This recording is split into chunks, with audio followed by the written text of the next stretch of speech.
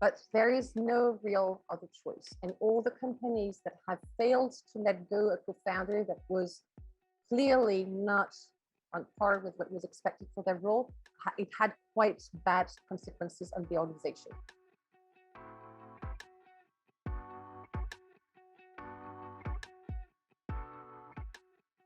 The performance at the employee level, what happens when you don't hit that performance, right? So, as the startup grows, you would start hiring more and more experienced people. And at the same time, you have your early team members who have been with you since the beginning. They joined on day one, maybe took a big salary cut. So is there like a potential conflict situation where you want to keep having the best team at your company, and as the company grows, and you also need expertise to keep on evolving. So how do you manage that? And are there any situations where you actually have to look at transitioning these early employees out of the company? That's a very common issue that most startups are facing, especially as they grow up. There's only as much as we can grow as alone, right? As an individual. And in a startup, growth has to happen very fast. So at some point, every individual will reach their glass ceiling. They won't be able to grow any further without additional help. The second reason is as the company grows, there's a shift in terms of the needs that the organization has. Early stage, we hire generalists that can wear multiple hats and be able to find information, whereas later on, we are starting to hire more specialists. We were speaking about that, like really experts in their role.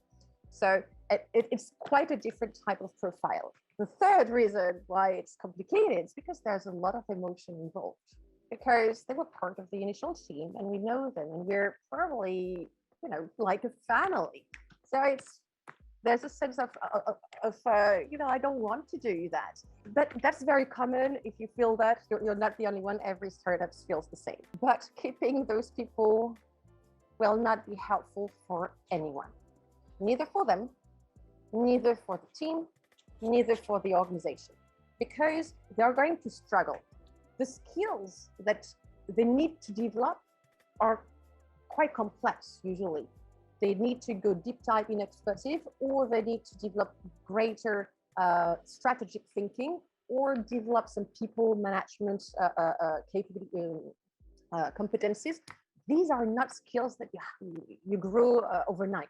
It takes time.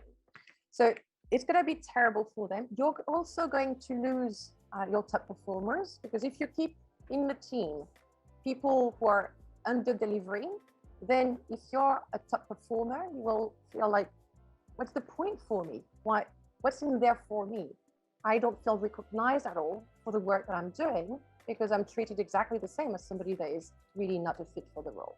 So if you keep the people that are not a fit, those leaving will be those that are a fit.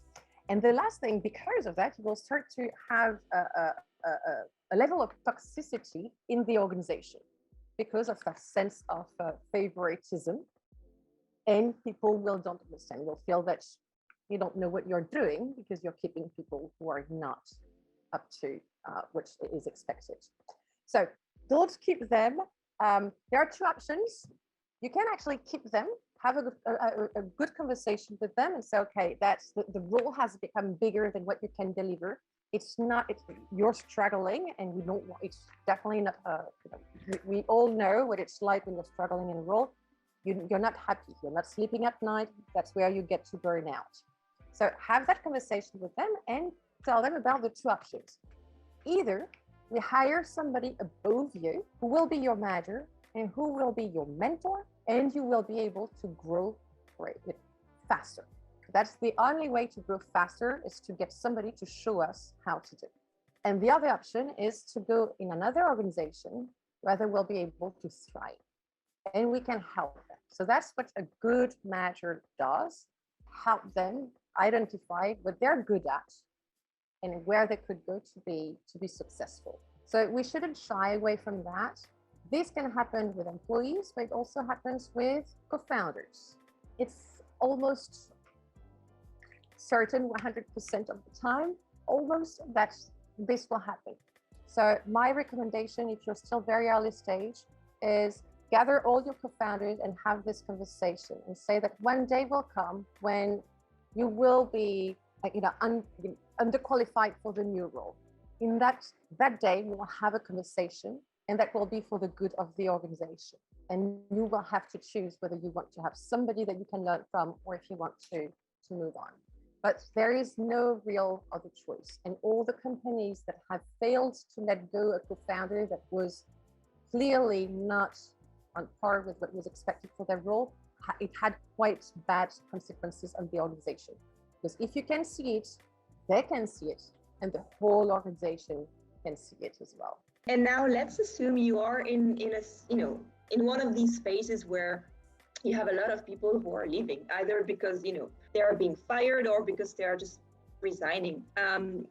So it's a common challenge. How do you manage communication again with the existing team members so that they don't feel part of an unstable team? Or how do you just keep them engaged as that there's still a lot of good things happening?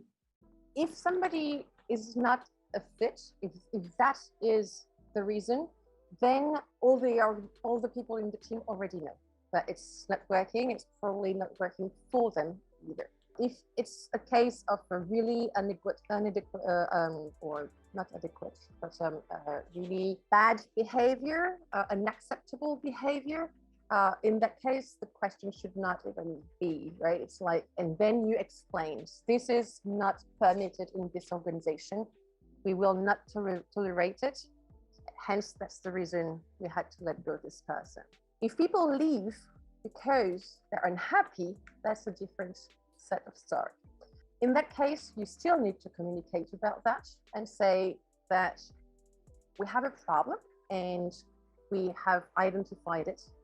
We're working on it, and we would welcome anybody who would like to work on that with us on this. Because not speaking about this would be useless. Again, everybody already knows about it. So be honest, be transparent, say, okay, we have a problem, help. Any help is welcome. So yeah, that would be my recommendation, to increase even more communication with the team. Thanks a lot for sharing all of that with us today. Really, really super helpful. Thanks everyone for watching. I hope you also like that content. Please like and subscribe to see more videos in the future, and let us know if there's any topic you would like us to discuss. Thanks a lot. Thanks, Anne. See you soon. Thank you.